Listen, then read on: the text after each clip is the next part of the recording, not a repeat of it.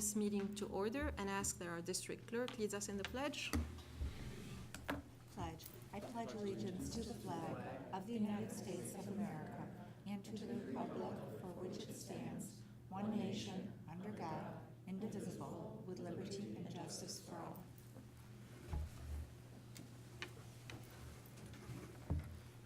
Thank you. Good evening, everyone, and welcome. May I have a motion, please, that the agenda of Tuesday, January 27, 2015, be approved as submitted? So moved. Second. Questions or comments? Thank you. All those in favor? 7 in favor, none opposed. Thank you. May I have a motion, please, that we approve the consent agenda as listed? So moved.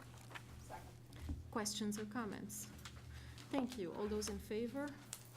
7 in favor, none opposed. Board members and members of the public, I want to point out that we have just approved the personnel recommendations, and we welcome an assistant principal at Bay Trail, Mr. Stephen Eccleston, to Penfield. Do you mind if I say a couple words before we turn it over to Stephen and Mr. Buddington? Just want to say that I'm very pleased to welcome Mr. Stephen Eccleston. Steve will join the Bay Trail faculty as the House A principal in a few weeks. And Steve comes to us from Honeywell Falls, Lima Central School District, where he served as an administrative intern and a special education teacher for the past 7 years. He received his Bachelor's of Arts in History from Geneseo, a Master's of Science in Inclusive Education from Nazareth College, and he earned his Credit of Advanced Study in Educational Administration from SUNY Brockport. And in the words of his previous superintendent, I quote, "I offer a candidate with social studies and a special education background who is a middle school specialist focused on improving student achievement and who understands the importance of communication and working as a team member." I got to sit on a couple of Stephen's interviews, very strong interviews. Everybody really enjoyed what he had to say and getting to know him, and we're really happy to have him join Team Penfield, and we appreciate you being here this evening. Thank you very much.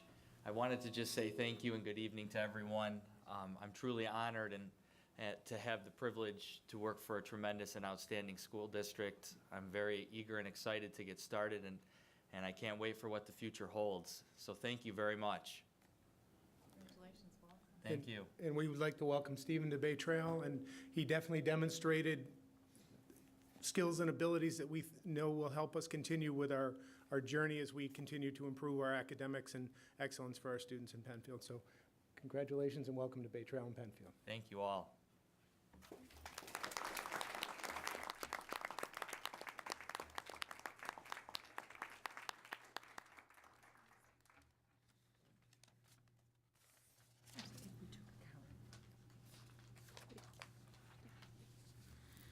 All right, board members, in your packet is the treasurer's report for the month ending November 30th, 2014. May I have a motion, please, that the treasurer's report, which includes the cash report, general fund cash report, general fund revenue status report, general fund budget status report, school lunch fund cash report, and school lunch fund revenue and expense budget report for the month ending November 30th, 2014, be approved?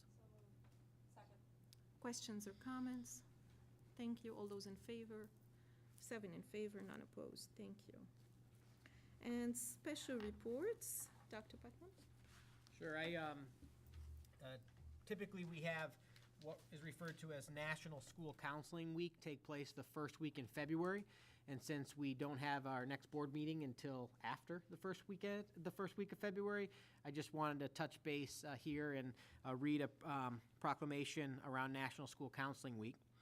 So, whereas school counselors are employed in our schools to help students reach their full potential, and whereas school counselors are actively committed to helping students explore their abilities, strengths, interests, and talents as these traits relate to career awareness and development, and whereas school counselors help parents focus on ways to further the educational, personal, and social growth of their children, whereas school counselors work with teachers and other educators to help students explore their potential and set realistic goals for themselves, and whereas school counselors seek to identify and utilize community resources that can enhance and complement comprehensive school counseling programs and help students become productive members of society, And whereas comprehensive developmental school counseling programs are considered an integral part of the educational process that enables all students to achieve success in school, therefore, the Penfield Central School District does hereby proclaim February 2nd through the 6th, 2015, as National School Counseling Week.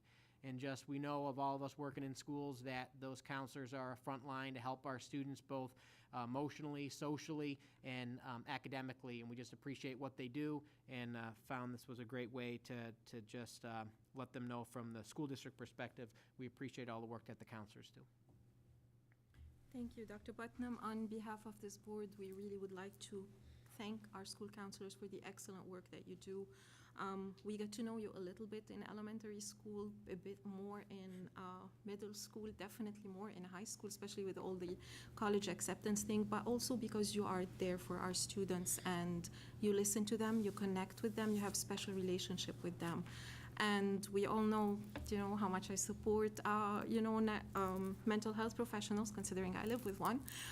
So, I know the importance of everything emotionally for students. And a student that is not emotionally comfortable is never going to be able to perform the way they should really in schools. So on behalf of this board, thank you so much for everything that you do for our students. And then we have another special report, which is PHS textbook introduction. And we have Lisa Henry here, our department chair at the high school English department. Okay, good evening, everyone. Whoa, okay. A little sensitive for a teacher voice. I'm here tonight to ask the board to approve The Good Earth by Pearl S. Buck. This is a classic piece of literature. It was published in 1931, won the Pulitzer in 1932, and we're asking it be approved for our curriculum in our 10th grade honors English social studies paired course. This is a great text when we're studying different cultures. And as we all know, literature is one of the most fabulous ways that we can get a window into another world, another culture. And this is the story of a farmer and what he's going through when he's faced with changes that China is undertaking at the turn of the 20th century in the 1900s. It's a fabulous book. If you haven't read it, I'd highly suggest it. It's held up well over the years. And we're all excited that this is going to be a really great pairing to help our students put a name and a face when they're studying ancient China or more modern China in their social studies. Does anybody have any questions? Board members? Barb? It's not really a question, and I apologize, but it's just a point that the wonderful actress Louise Rainier, who played his wife in the movie in the 1930s, I believe it was, she just passed away at 105 a couple weeks ago. So Oh my goodness, I didn't know that. I didn't, and actually, I didn't even know there was a film with this. Good to know. Thank you very much. Oh my gosh, yes, Paul Muni. It's a classic. I think he was up for he won the Best Actor award. Well, it's a great text, and I'm not surprised. And even if you're looking for something to read, it's a fabulous book. And I think our kids will enjoy it and learn a lot from it, especially with the pairing with the social studies. All right. Mark? Has this ever been on our reading list before, historically? According to some of our more experienced teachers, they thought it had been on our list maybe 30 years ago. But we couldn't find it in the book room. And when we called the central office, we couldn't find it on any list in anyone's file anywhere. So we just decided that we would bring it again. Any additional questions or comments? Well, I have to tell you, I was very excited, and I'm going to tell you why, because long time ago when I was in high school, and English, as everyone knows, is only my third language, and I was learning English, and my English teacher, you constantly talked about Pearl Buck and The Good Earth. And we'd all look at her like, okay, you think we're going to be able to read this one day. So when I saw this book, on the list, I was so excited to have a familiar name and thinking, oh, wow, I really need to read it now, now that it is on our list. That was really exciting. I also love the fact that you always bring us books that broaden the horizons of our students when it comes to other cultures, and I think that's just wonderful. Well, thank you. As all of you know, studies have shown people who read literature have more empathy towards other people. The power of books. I can keep going. No? Okay. Thank you, Ms. Henry. All right, we move on to our visitor speaking time. Do we have anybody who wishes to? Yes, Krista Knack. Good evening, and you, Segue as far as the power of books. oh my gosh. Speaking of, I'm just gonna pass some of these around. These are what we purchased for this particular stack is going to the Indian Landing Library.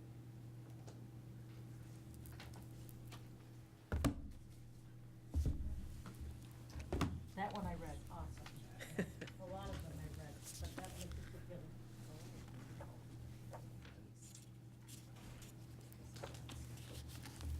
So needless to say, our SEPTA Book Fair this year was a big success, but it was a big success because first of all, we had a great team, a team that worked real hard, and we're very proud to be able to, on behalf of SEPTA, donate these books. As I was kind of putting together my little cheat sheet, so I really wouldn't leave anybody out, I was kind of impressed myself as far as the list of names and list of people that have participated. So I am going to share this with you. We had readers from all levels, Mrs. Logie from Indian Landing. We had Mrs. Newton, Mrs. Townsend, Mrs. Soreski, and Mrs. Yenda from Cobbles, Mr. Hirschler from Scribner, Mr. Nelson and Miss Wagner from Harris Hill, our own Dr. Putnam and Dr. Maloney from the high school. So they all came, they read to kids. Kids enjoyed what they had to read, and once again, all of the schools are winners in our collective book, but Harris Hill did have the most participants. So next year, it's up for grabs. So, and it doesn't stop there. We had music. Indian Landing music performances led by Mrs. Andrews. Cobbles music led by Mrs. Kennedy.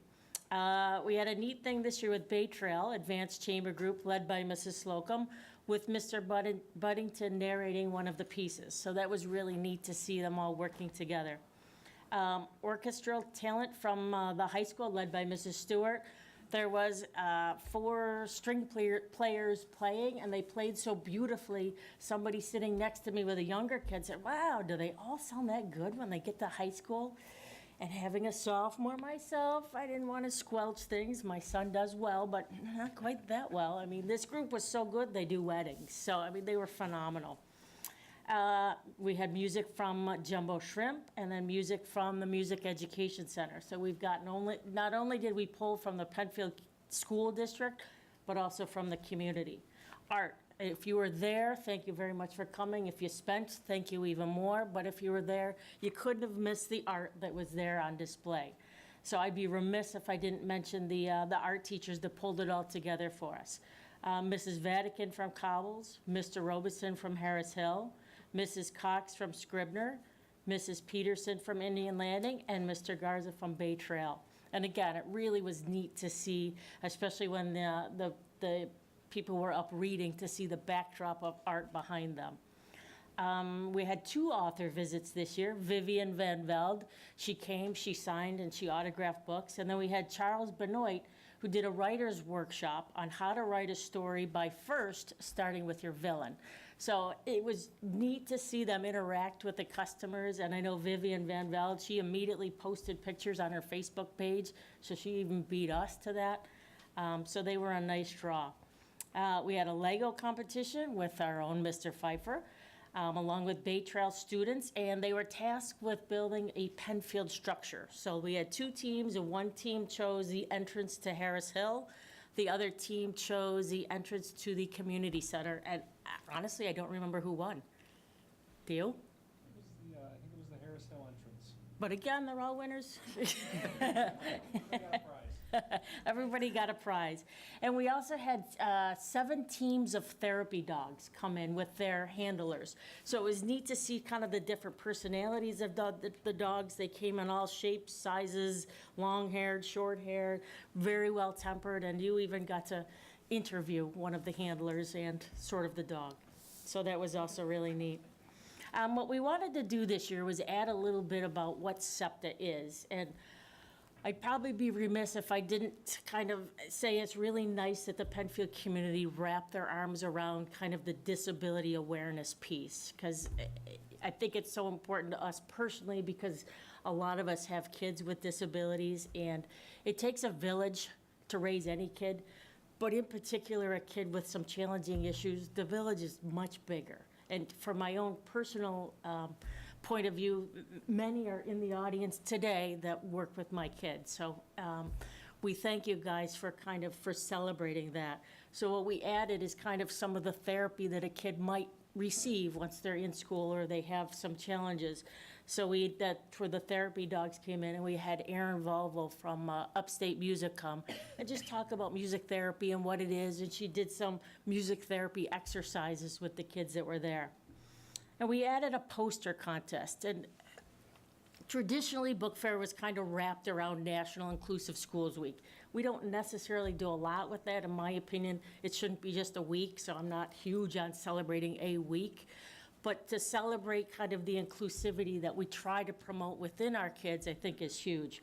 So we did do a poster contest, and the winning kiddo, and he's from Cobbles, and I don't remember his name off the top of my head, but we're gonna use that artwork in our marketing materials next year as far as Book Fair. So it was really cool to see some of the posters that were made, because they really sort of, they were around the theme, one school community, and they really hit the mark. So it was neat to see that. Of course, Barnes & Noble from Webster, they were the ones that hosted us, so they were very receptive to us coming. They're excited for us to come back. And Menchie's also donated coupon cards for us to give away, so thank you to them. So in total, we were able to purchase 76 books that we will be donating to all of the Penfield Central School libraries, and we will be able to honor the scholarships that come in. So thank you to everybody that participated, and it's an honor that we're able to do this each year. And December 5th, for all of you that like to think ahead, is this year's book fair. Thank you, Krista. Board members, any questions or comments? All right, on behalf of this board, we want to thank you and SEPTA for everything that you do. And I'm always amazed, because we've watched this event being the 2 hours at Barnes & Noble's where you can come and buy books, and SEPTA will benefit from it. And now it's a whole day thing. A huge thank you to Barnes & Noble for hosting us. And it's the one day where we turn Webster, red, black, and white. And Webster residents, I don't know if they understand this, what is going on there, but it's a very exciting day that is there. So thank you for organizing it, and thank you for all the books. Oh, you're very welcome. We now move on to our student representative. Good evening, Aubrey. Good evening. Cross-country coach Dave Hennessy won 2014 Girls Cross Country Coach of the Year.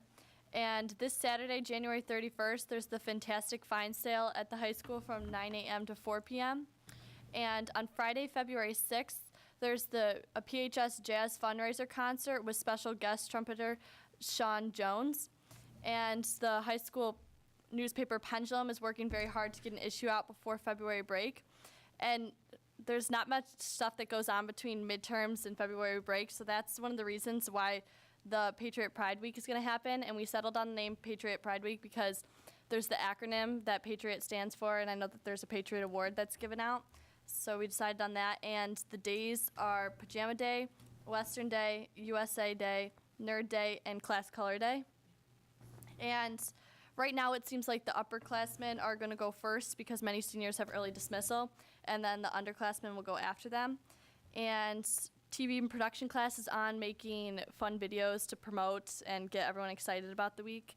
And the after-school activities are going to be Gaga Ball, door decorating, a snow sculpture contest in the front loop. Masterminds is going to have a Jeopardy thing after school, and then there's going to be the pep rally on Friday. And lastly, students are finishing out this week and studying very hard for their finals. All right, thank you, Aubrey. Board members, any questions or comments for Aubrey? Barb. Okay, what's Gaga Ball? Oh, that's, it's like an octagon ring kind of thing, and you have to, it's kind of like dodgeball but safer, and you hit the ball with your hand to try to hit the near below, and if you get hit in the near below, then you're out. I will, just for the record, Dr. Putnam is an incredible basketball player. And I have no mercy even when I play with my 6 and 8-year-old, so we take it very seriously in the Putnam household. It's a great game. Perhaps we should field a Gaga ball. team for the tournament. District office Gaga ball tournament, I think, might be. We could field one for the tournament We'll there. talk about that. Okay, well, the board will be happy to judge.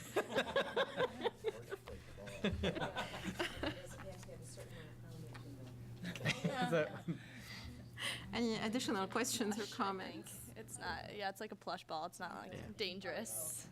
Yeah. Okay, all right, so we thank you, Aubrey, and we now move on to our superintendent's report. Dr. Putnam again. And just for the record, you just do a great job with the student updates. Thank You know, you. not just, it's not always just about the high school, but the whole district, and once again, as I check with you every meeting now, because you always try to steal my thunder, and you did again, because you're on top of it, and you know what the great things to say are. Thank you. So superintendent reports, I do have some student and staff honors I want to review, and then we'll hear from Dr. Sansucci around the 2015-16 Program 1 budget proposal, as well as a budget update around the lights and East Gym project taking place here at the high school. So one of the pieces that I wanted to say again is Dave Hennessy. I actually saw Dave Hennessy, our varsity cross-country coach, today as I was at the high school for a meeting and leaving. And I said it sort of this year feels like it's the every board meeting we have a conversation about Dave Hennessy, because he has had so many awards, hitting 500 wins with the girls, 500 wins with the boys, and now just an amazing feat. Varsity cross-country coach Dave Hennessy was named the 2014 Coach of the Year for the girls cross-country at the state level, and just really an amazing thing for Dave, and as well for Penfield, because it's Penfield, a Penfield coach. So congratulations to Dave. We have the PTA Reflections Contest, and artwork by the following students was selected to move on to the Genesee Valley Regional Round of Judging in the annual PTA Reflections Competition. And just kudos really to Bay Trail and the high school PTSAs in the work that they do. This Reflections Contest takes place, the entries are due pretty early in the school year, and so it's always been a struggle to get students to put an entry in because they don't have a lot of time when school starts. But with combination with the art departments and the PTSAs, especially at Bay Trail and the high school, they really have done a great job, and the number of students who are putting things in continues to grow, which what we're seeing is the number of students who then move on to the next round is continuing to grow as well. So really great partnership. And just wanted to go through, we got some pictures up there. Bay Trail students we have here, Justin Long for visual arts, Taboni Nesmith for visual arts, Maddie Newen for photography, and Kate Sharman for photography. And at the high school, David Fanto for visual arts, Emily Greer for visual arts, Catherine Pendlebury for musical composition, Krista Kogler for literature, Rebecca Murray for literature, Amal Elhue for film production, and Benjamin Kearns for photography. So just, great kudos to these students, and we'll hope that at the Genesee Valley Regional Round of Judging, they'll get to move on to the state level. So we're very excited, and it's a lot of hard work they put in. Also, the faculty hockey game. Faculty and staff members participated in the annual Penfield versus Webster Faculty Hockey Challenge and raised over $2,000 for the Ice Cats and the Gliding Stars of Rochester.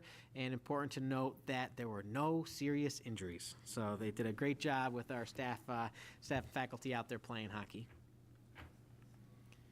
And that is the end of my student honors, and I'll turn it over to Dr. Sansucci for an update on the budget. Thank you.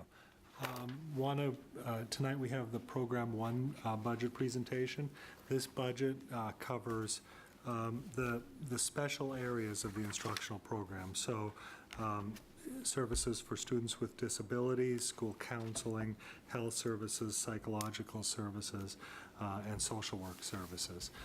As always, we begin all these presentations with a reminder of our board goals. It's the budget's the financial expression of the district's program.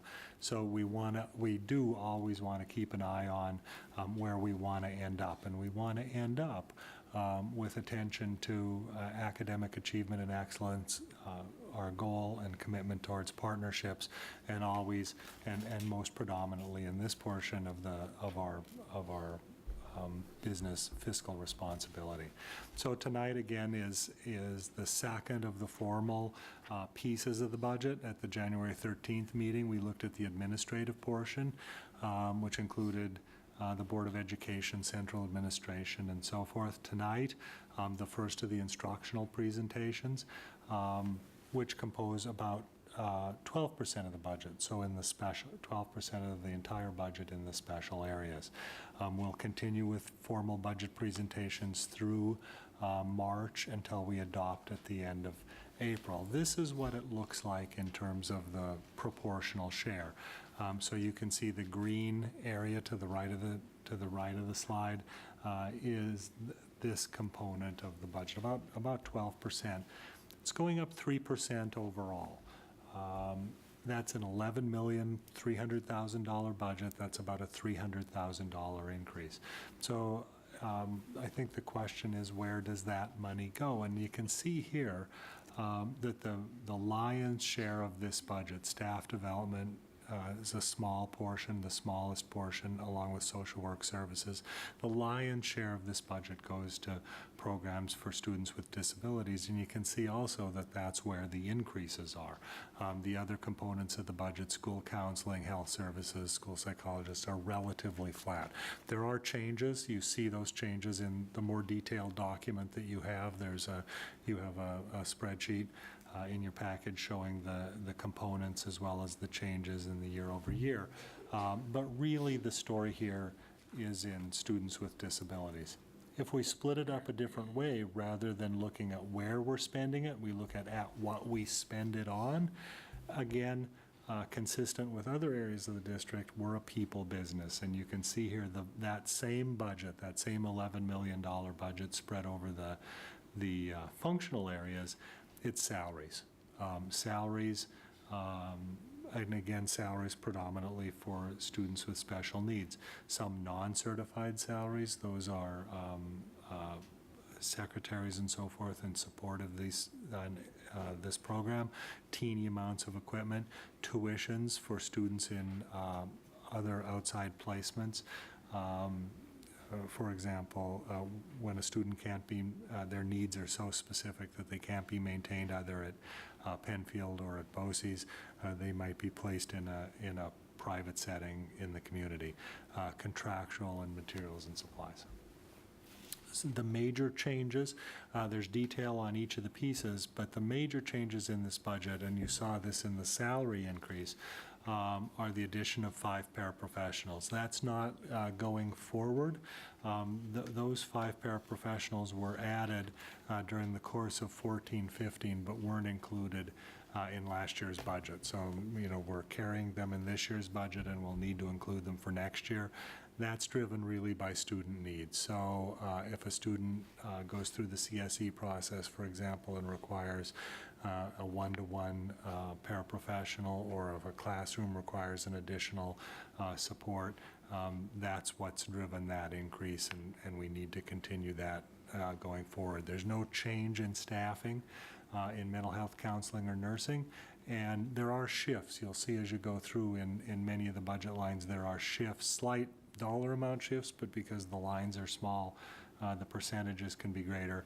Shifts between supplies and contractual items, just based on the changing nature of what's needed to be purchased. So overall, about 3% budget to budget. The majority of that increase in salaries would be the story of this component of the budget. This slide shows where we've been. Beginning in November and through January, we've discussed at board meetings and moved through these pieces of the budget presentation. Tonight we're doing the special education review. The next budget presentation will be the capital presentation, which is buildings and grounds, transportation, and net debt service at the February 10th meeting. We'll continue through March and April. There's a board workshop scheduled for March 12th, and through March, April, and again, finally, with the vote, the public hearing scheduled on May 5th, and the vote on May 19th here at the high school. So those last pieces, just a reminder, were really, are there any questions about tonight's portion of the budget? Thank you, Mark. Board members, questions or comments? Barb? Mark, we need to go all the way back to the goals. I can do that. Oops. Mark, under academic achievement and excellence, the very last few words have to say, as well as the development of the whole Oh, student. thank you. I will have to take a look at that. Just I saying. apologize for that because we did correct that goal and I don't, thank you. No, thank you. Any additional It is great. questions or comments? Lisa? Hi. I just wanted to clarify for myself, I think, and just for the public, that when we talk about special education salaries, we're also including all the general education support for RTI that those teachers provide. Is that correct? That's correct. Okay. You know, that's a very fair, I'm glad you gave me the opportunity to make that statement, because this budget supports anyone in Penfield who is a special education teacher. Many of our special education teachers are providing supports and services to students other than special education students. They're certified in special education, but they're providing that kind of almost general education support, and those costs would be included here as well. So I'm not sure if that graph where it breaks out is, because it kind of shows that increase for students with disabilities, it's not necessarily serving students with disabilities, I guess was the point I was making. Because that's one of the things that's great about Penfield is that, you know, we have all that really great support built into our program, so it lowers our classification rate and people kind of get that support early. So I thought that was important to mention. I had another question because I noticed that professional development is in this as well. Is Yes. this professional development just for special educators, or that's for everybody? No, it ends up here because it's not sort of the general instruction program, but it is special education district-wide for everyone. Okay. Thank you. Any additional questions or comments? Right, thank you, Mark. Thank you. Next on the agenda is budget update. We've had a couple of conversations about this. We continue to talk about it. In past board meetings, we've had reviews of where we're at. But we had this conversation the other night at our facilities committee meeting, and I likened it to a funnel. So we start at the top with sort of a lack of information as you begin to put a project together. You really, anything is possible, and what you know is limited. And as you move through the process, you begin to put finality to various pieces. You know more and more and more, and you're able to get more specific. So where we're at with the East Gym improvements and the field lighting project is the construction documents are complete and they've been submitted to SED. They were logged in at SED on August 20th. So that date is only important because it gives us a moment in time when we sort of finished the planning work and began the waiting work.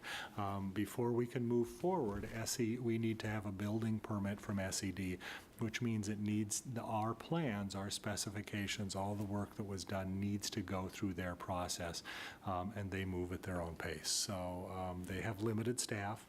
Statewide budget cuts have impacted that department as well. And so they work as expeditiously as they can, but not as quickly as we might like. So right now we're anticipating review and approval of those plans in end of February, early March. And with the way that process will work is once the review begins, they'll send us requests for clarification, really the architect, additional questions. What did you mean by this? This isn't clear on the drawings. Could you provide additional information? Once we answer those, we'll get a building permit, and that building permit allows us to begin the process. Unusual in this year's process is we know a little bit more than we normally would at this point, because we were authorized by SED to bid a portion of the project early, and that's the abatement of the gym floor. This is the replacement. Part of this project is the replacement of the floor in the East Gym. It's a rubber floor. It contains mercury as part of the rubber, so it needs to be removed as an abatement project. Because of the timing and because of the anticipated extra and increased costs if we bid that during the summer or after March, SED authorized us to go ahead and bid just that portion early. The review had already been done for that, and so they felt comfortable in authorizing us to go ahead. So that was done, and it was awarded at the last board meeting. We now know for at least the floor abatement, which is a portion of that project, we have a final number. We know what the contractor will charge us for that. The other piece we have not talked about here, but I wanted to talk a little bit about tonight, is the state law in the state of New York changed around purchasing to the extent that we're now authorized to do piggyback purchasing, which is essentially the use of state contracts or bids by other municipalities on a broader scale than we've been allowed to do in the past.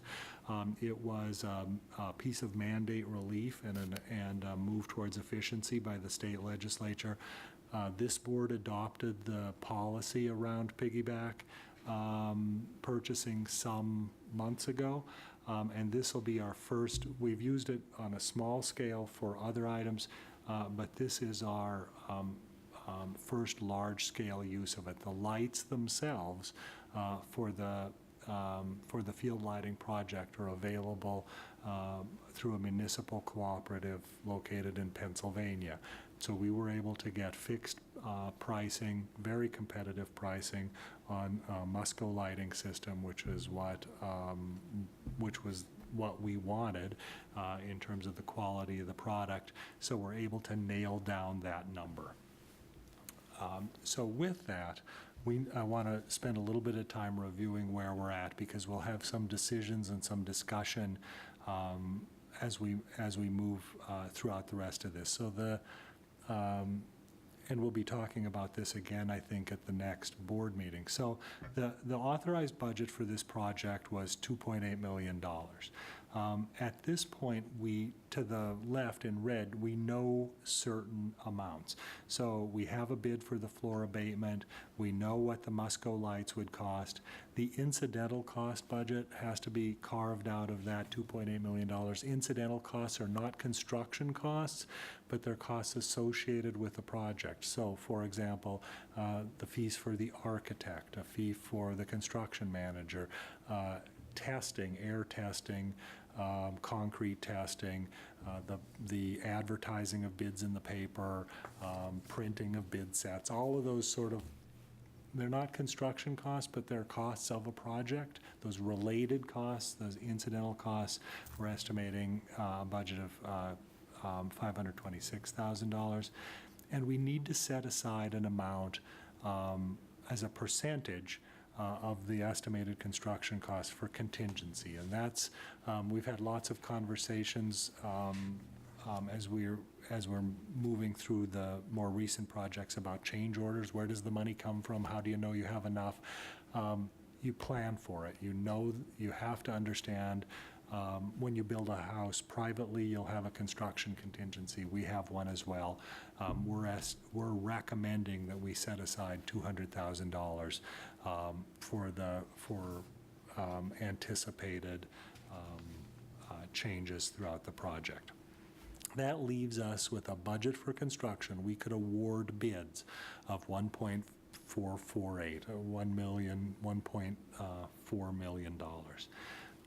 The current estimate, the project gets estimated by the construction manager at various times along the way. At the very beginning, before the referendum is offered, based on a conceptual understanding of what the project is, as construction documents are developed. Now, at this point, again, moving through that funnel, we know we have submitted complete drawings for the project. And with a 5% bid protection, so the construction manager's estimate plus 5% to make sure that we can award the project would be $1.6 million. So that's a $245,000 difference, and a $245,000 overage. So you need to have a plan to be able to move forward, and we have two possibilities for that plan. We have proposed alternates. They would be alternates are when we bid, we would say, this is our project and here are components of it that we either will do or will not do depending on how the bid comes in. Options, if you will. And the most significant option, we have others, small ones involving wall pads, delete this, don't paint the wall, those kinds of smaller changes. But the most significant one would have to do with the storage addition, and associated with it is a multi-purpose room. So in the storage addition is part of what we promised in terms of the original referendum. This is small addition on the high school that allows us to get rid of the Verdi boxes and to be able to store mats out of the way, and other gym equipment out of the way of the use of the space itself. And as we moved through the project, as we moved through the design of the project, we realized if that gym addition, or if that storage addition was slightly larger, we could free up a room right next to that's already in the gym space that could be used for other instructional purposes. So that was built into the project. And that multi-purpose room, the uses for that have been for general education instruction, and also after school. I believe the athletic department intends to use it for wrestling.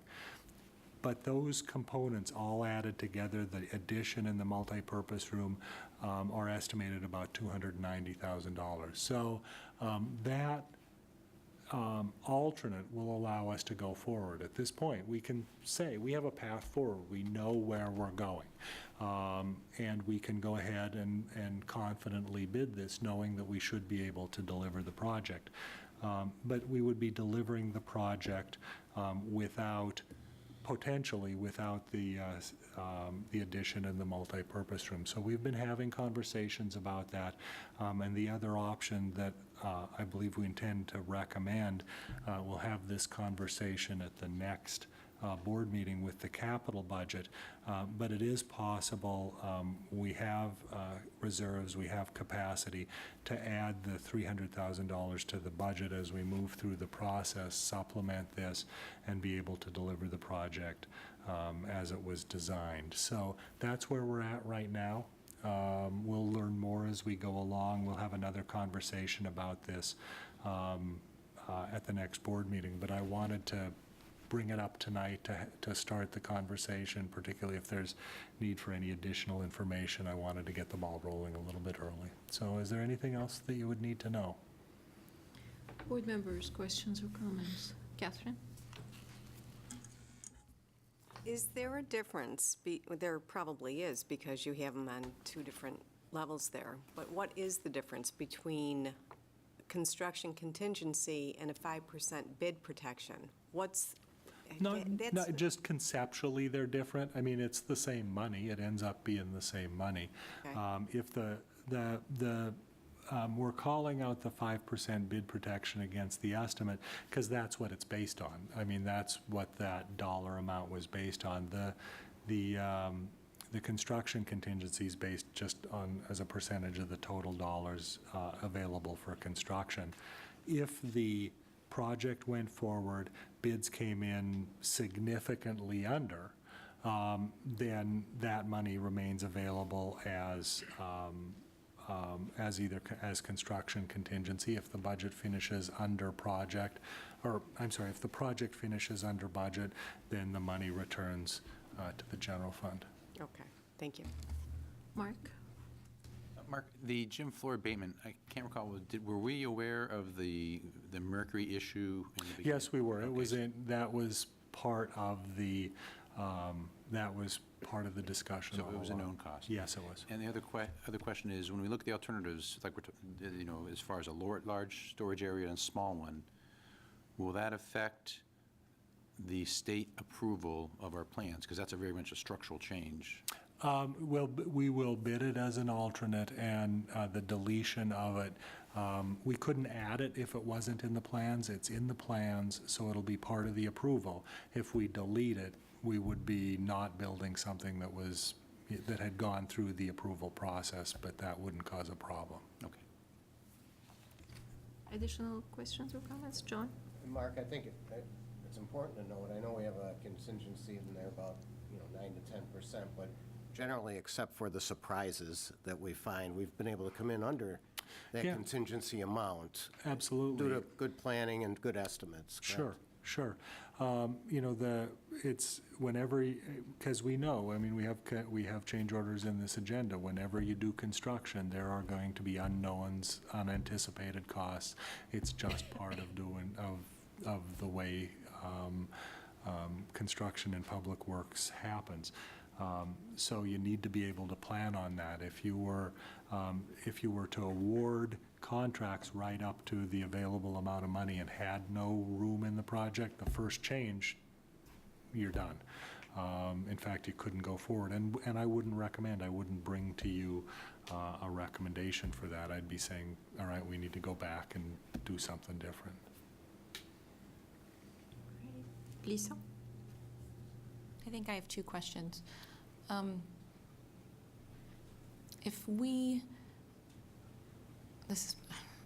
getting this confuses me, this whole process. I'm getting there, I'm getting closer, I promise. So we bid this floor, we approved this last week for 156.4. That's all this company's getting unless they go in there and find something that's outside of scope. Correct. Then they make a change order, and then it comes out of that contingency thing. That is exactly correct. See? I told you I was getting it. Okay, so next question is, if we decide to go ahead with this alternate, because we got voter authorized for a certain amount, what does that mean? Do we have to do another vote? Like, does it go back to public vote? Well, you mean if we increase the budget by approximately $300,000? It's an additional voter authorization. It would need to be included in the budget, and it would need to be authorized by the voters. It would be called out as... in May then? Yes, exactly. Okay. Exactly. Gotcha. See, I told you I'm getting closer. Thank you. Additional questions or comments? All right, thank you, Mark. Thank you.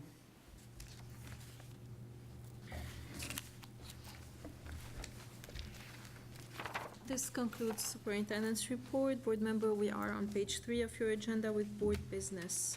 Under facilities, we have a series of change orders. May I have a motion, please, that the change orders which have been reviewed by and are supported by architect Vic Tomaselli, project manager Gary Huffman, clerk of the works Alan McNiff, and assistant superintendent for business Mark Sensusi, as listed in your agenda, be approved. Questions or comments? Thank you. All those in favor? 7 in favor, none opposed. Thank you. Financial items, Clover Blossom Senior Living Tax Statutory Settlement. The Clover Blossom Senior Living Project was developed on land formerly owned by the Sisters of Mercy on Blossom Road in the town of Brighton and in the Penfield School District. The Brighton Town Board approved rezoning of the land to allow the project to proceed in December 2001. As one of the conditions of the zoning action, the Town Board required that the developer agree to a standby pilot agreement so that it would pay taxes even if it became nonprofit or otherwise tax exempt.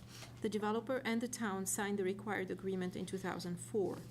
The property subsequently did become partially tax exempt in 2004 and 2005 when it entered into pilot agreements with COMIDA, the Monroe County Industrial Development Agency. At the February 12, 2013 Board of Education meeting, the board authorized a cooperative agreement with the town of Brighton to share costs associated with legal proceedings necessary to recover any lost taxes. As a result of this initiative, the developer has agreed to a settlement of $85,000 in resolution of all claims. This resolution has been approved by the COMIDA and is acceptable to the town of Brighton. Our attorney has reviewed the settlement and recommends approval. Therefore, may I have a motion, please, that the board hereby approves the proposed settlement agreement and authorizes the superintendent to take all necessary actions and execute any necessary documents on behalf of the Board of Education upon the recommendation of legal counsel necessary to effectuate the same. Questions or comments? All right, I think Dr. Putnam will give us a little bit more explanations here. Sure. As you notice some of those dates, I was sitting happily as a high school principal when most of this took place, but Dr. Sansucci has one of the first things to do is get me up to speed on this case as it went through. It really is, just wanted to thank Dr. Sansucci for the work that he did with the attorneys and with the conversations continuously with the town of Brighton. And ultimately, any court case you have and you take a look is how far do you want to go and how far do you want to have the attorneys go to see what you can get out of it. And then, as you know, with court cases, there's no promise of anything at the end of the tunnel. We really do have a lot of respect working with our attorneys. The cost continues to tick up with attorney bills, and we felt this was a fair resolution. Dr. Sansucci did, I did, the attorney did, and the town of Brighton did. So we do think it's a fair piece, and when everything is done and said, it will be split between the town of Brighton and the Penfield Central Schools. We will come out, even with attorney fees, we'll come out in the black and have gotten some of the money back, and then moving forward, we'll get taxes from this Clover Blossom Senior Living facility as well. So into the future, we will be able to get taxes from that group. So Right. Does that help a little? That does help. Any questions or comments? Catherine? Do you know if the tax rate has been, compromised at all in this settlement, or is it like what every other business pays? It would be what every other business Okay, so does. that, it was only about, the conflict was It was only about- about what was owed from the past? Correct. Over time, okay, thank you. Right. Mark? Raise your point. Does that now go on the rolls as far as part of our tax They basis? are all back on the rolls already, because the pilot agreement has a lifespan, and a portion goes back on the rolls every year. That process has been proceeding, and as of this year, I believe they're all completely back on the roll. Any additional questions? Yeah, John? Generally, they're like 10 years. Correct. Is what they're set up. And I think when we got into this, way back, it was really a fine line legally that we talked about for board members that weren't there, and for our acting superintendent wasn't there. But these are public entities against a very large corporation, and we could have gone forever and ever. And someone may say, well, gee, the difference in the amount of money is tremendous, but your legal fees could easily exceed $100,000 in the next 6 months. So it's really an opportunity to just look at it, determine what our goals were, and get out, and I think that was a good decision. Yeah, there was some it was not at all clear legally, and there were some legitimate arguments. Certainly, the town of Brighton, we believed one thing, the developer with legitimate cause believed something else. It was, not at all a clear-cut case. So I do think the resolution's fair. Right. Any additional questions or comments? Thank you. We do have a motion on the table, so all those in favor?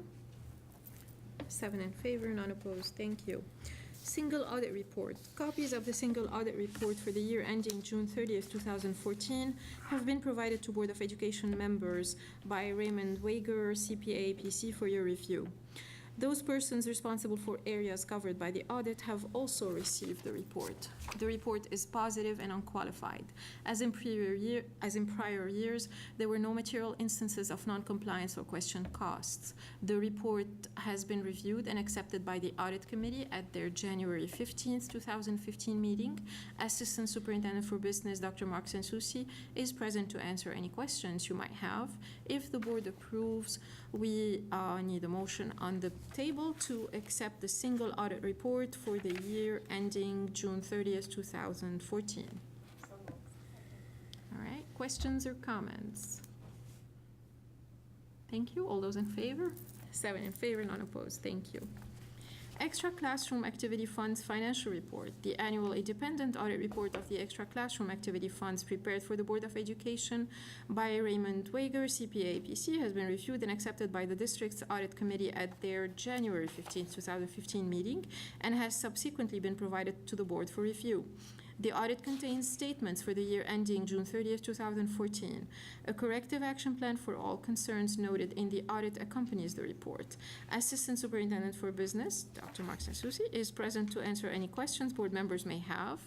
And if you approve, may I have a motion, please, that the Board of Education accepts the Extra Classroom Activities Financial Report for the year ending June 30th, 2014. Questions or comments for Mark? Or no, in general? No? All right. Thank you. All those in favor? 7 in favor, none opposed. Thank you. This brings us to policy review. Yes, we've been really busy, the policy committee. We have several policies here for first reading and some for second reading. So Catherine, I think, is going to take us with this. Okay, in your packet you have for first read policy 7130, 7121, 7511, and 7160 that have to do with enrollment and residency.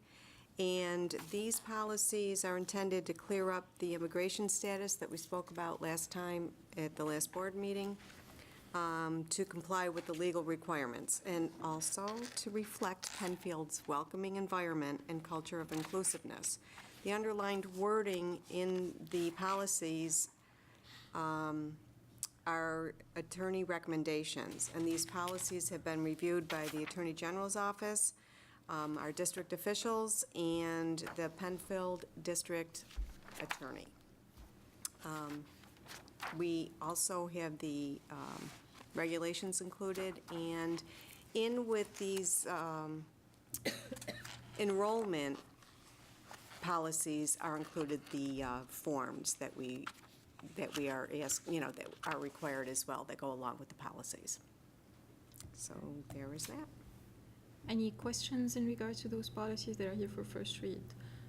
All right, so those will come back for us for approval at a future meeting, and they will be posted on the website for any member of the public to comment if you wish, if any of them are of interest to you.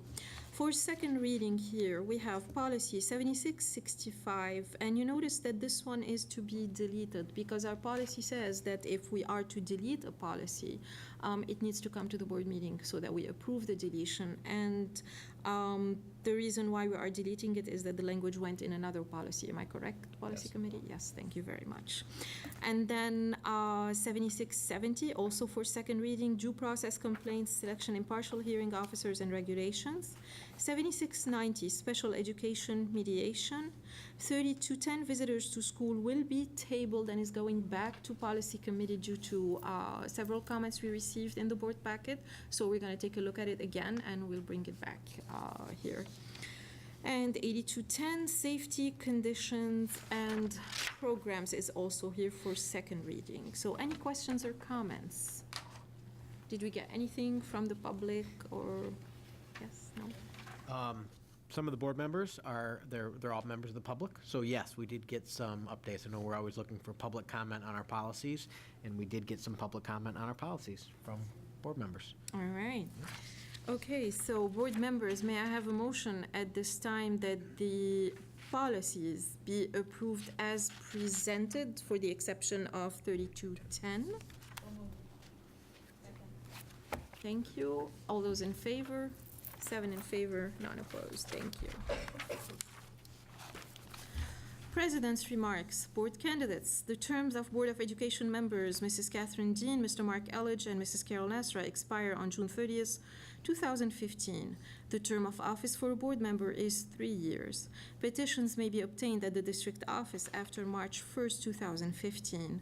30 signatures of qualified voters are needed on the petition, which must be filed with the clerk no later than April 20th, 2015. Candidates should supply their personal biographical data and statement of qualifications and issues to the district clerk by April 13th, 2015 to meet the printing deadline for the budget newsletter. The annual Monroe County School Boards Association Prospective School Board Candidate Seminar has been scheduled for Saturday, April 11th, 2015 at the Holiday Inn Airport. And Meet the Candidate Night, which is hosted usually by HS's PTAs, is yet to be determined. So that is the announcement that we have here. We have a reminder for you about our legislative panel with Monroe County School Board. I hope it is on your calendar. It should be, because we've had numerous reminders. We have no unfinished business at this time. New business, Dr. Putnam has a proposal for us regarding the calendar. Our internal calendar, not the district calendar. Yes, Let's I be clear about I have a proposal, some recommendations and rationale that I'd like to bring up to the board. Based on conversations we've been having with senior administration, as well as careful review of the budget for the 2015 and 16 school year that you've been hearing about at each board meeting and the public is hearing about at each board meeting. It's my recommendation. I'll give you my recommendations first and then my rationale. My recommendation at this point is to cancel the February 7th Board of Education workshop. That's the Saturday workshop that we did have on the calendar for a board discussion on the budget. And also, going along with that is to revisit the need for the conversation on education, the public evening event, which is currently scheduled for March 10th, and revisit the need for that at the next board meeting on February 10th. And then continuing that recommendation is to keep the March 12th Board of Education workshop as scheduled. That Thursday evening, it's scheduled for 5 to 8 on March 12th. The rationale, as we continue to review the budget and numbers from budget numbers from Albany, is that we have no new information for the board or the public at this time that hasn't been shared out at these board meetings, which is all online as well. So the recommendation also is as you may have seen in the media lately, New York State has not released any state aid numbers as they typically have around this time to school districts. So we are in a holding pattern as we wait to see what the state aid numbers will be. And then I don't want to have a meeting for meeting's sake to repeat all the information that we're sharing out here at these board meetings. What we have done the last couple of years is we have taken Mark's wonderful presentations at the board meeting, cut out everything else from the board meeting and put those up online for sort of a walkthrough of our budget, which I would recommend we do again this year. Mark and I are going to be traveling around to the Rotary and to some other open meetings to talk about the budget process, including the PTSAs and groups that are interested. But as of right now, the workshop would be planned for a week from this Saturday. We don't have anything new to report that we haven't been reporting at the board meeting, so my recommendation is to cancel that workshop and revisit the need for the conversation in education, which we haven't always had. And that conversation in education, having been a community member and have attended those, in years where we're talking about program cuts and the tax cap when it was new and potentially going above the tax cap and what programs really draw people to Penfield, those really hot topics are where that conversation in education is very important. Right now, we are looking at, coming under the tax cap, not a major, we're not looking at cutting program right now. If anything like that changed, we obviously would want to have a conversation in education. We'd want to have lots of them. We'd want to be out in the public talking as much as we can. As of right now, we don't have any new information. So part of my recommendation is, my rationale is, for the board's consideration is bringing people out on a March night to share what we've been sharing at the board meetings. So that is my recommendation and rationale. So, board members, what do you think? Camille? I guess my only concern would be that those conversations on education, it's not just us sharing information out, it's the opportunity for the public to give us information. So, but I know, I just want to emphasize what you said before, that you do go to various meetings. We have, when you go, let's say, to the Bay Trail PTA meeting, the public can come to that. Sure. There's always a meeting here in the high school. Yep. The PTSA has one. So there will still be opportunities that the public who would normally come to the conversation on education, they'll want to look at the dates of other opportunities that they can come and give us information or get their questions answered. Absolutely. So that even though we're losing that meeting, they still have those opportunities. I think that's what you're saying. Yeah, absolutely. And the conversation on education, taking a look at the history of those meetings, some of them have been very organized in regards to sort of tabletop discussion and getting feedback. Others have been more of a presentation style. It's been a little bit of both. So right now, we're in the digital age, which I think also plays a role, whereas all of the board meetings being online very quickly after the board meeting and then showing those snippets, and then we take all questions and comments from the community through the website, through phone calls, through email. So we really feel that the PTSA meetings are always broadcast to the open public. Anybody can come. The high school PTSA meetings, we do have community members that don't have children in the schools do attend those meetings and have in the past. So there are those opportunities to come and share. And again, for the conversation education, my recommendation now is to revisit it again at the next board meeting. Because between now and then, Albany could release things, we could have more information. So, that's still an open conversation. Mark? And as far as that conversation education, when we're revisiting it, typically, as you say, it's been educational or programming. We should also look to see, is there another opportunity or another topic we can discuss in that slot? Since the budget is not a significant issue, is there something else that we can have that conversation about? Sure. Maybe we can definitely come back and take a look at what other conversations could be had, and if that date is the best date for it, right at the beginning of March. Any additional questions or comments?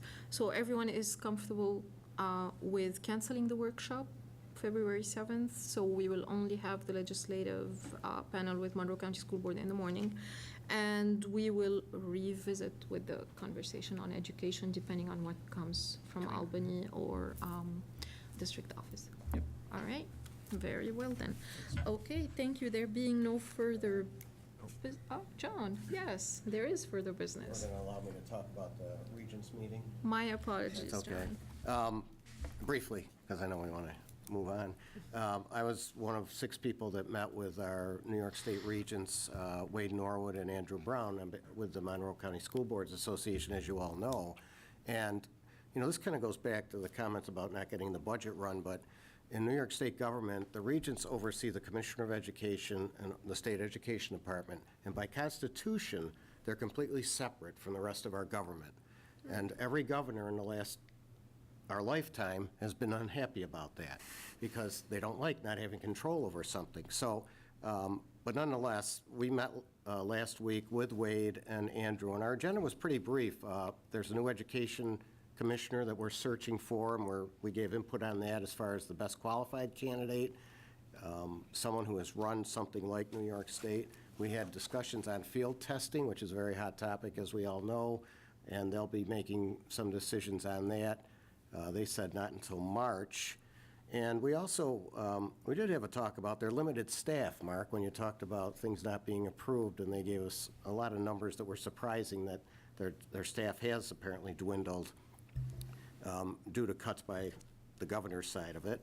And, but more importantly, as we talked about the budget, everyone is out there looking for dollars, and the Regents had asked for about $2 billion. You saw what the governor proposed, sort of with a carrot and stick type of routine. But an interesting thing that Wade Norwood said when we left the meeting, and this is a true thing, he said, the Assembly has always been the friends of public schools. And he said, just be sure that nothing happens to the Speaker of the Assembly. And so that was his last word, and things have changed. So we're going to continue to have those meetings and talk about that, because I think you saw last week the governor's attempt to get his hands around education And this is a time when we agreed, the regents, the teachers union in New York State, the New York State School Boards Association are all in the same pool for dollars for education to uphold the regents to provide a solid education for our kids. So we called it a positive convergence of opportunity, and we hope to, at our legislative breakfast, our visit to Albany, talk to the members of the Senate and the Assembly about the things that we do for our kids. Thank you. Thank you, John. I just have to comment, I think it's unfortunate that the governor didn't talk more about what is being done for our kids.